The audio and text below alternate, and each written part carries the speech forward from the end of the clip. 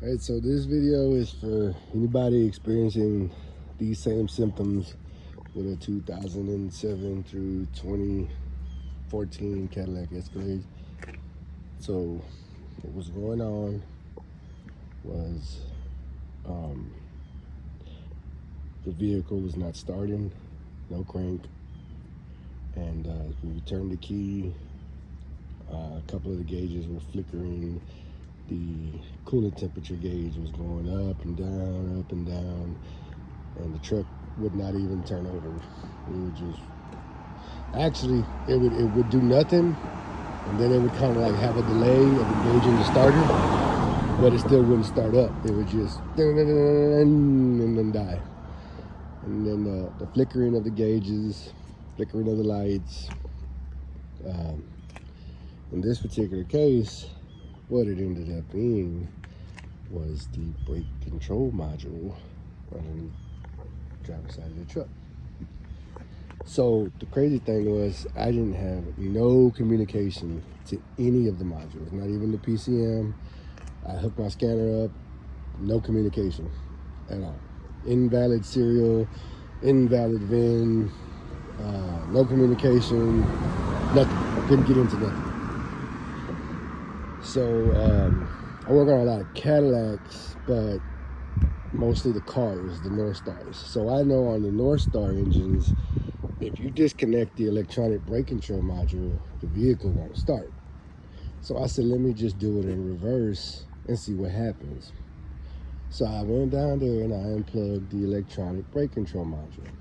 Fired right up, no flickering of the lights, no blinking lights. The only thing, of course, that was on the dash was ABS, brake light, traction control, that kind of stuff. But it fired right up. So that lets me know that's 100% a fried electronic brake control module, because the brake control module on these vehicles act as bridges to other modules. They feed information to the PCM, to the TCM, to the fuel pump control module. All the modules get fed through that GM land that goes through that module. So being that it was hooked up, it was feeding all kind of information. It shorted out. So I mean, it's gonna start sending crazy information to all the modules. So now that it's disconnected, it doesn't send anything to the PCM, but it still sends, it's not communicating with the other modules.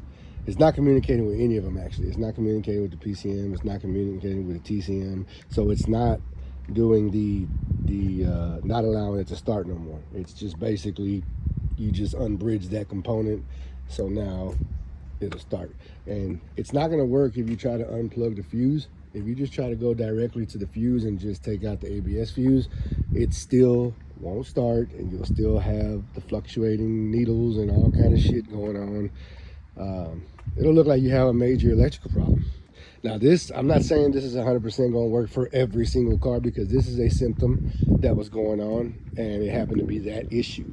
But you can have multiple symptoms and it can be different problems. But this is something you can try. Just go down there, disconnect that electronic brake control module.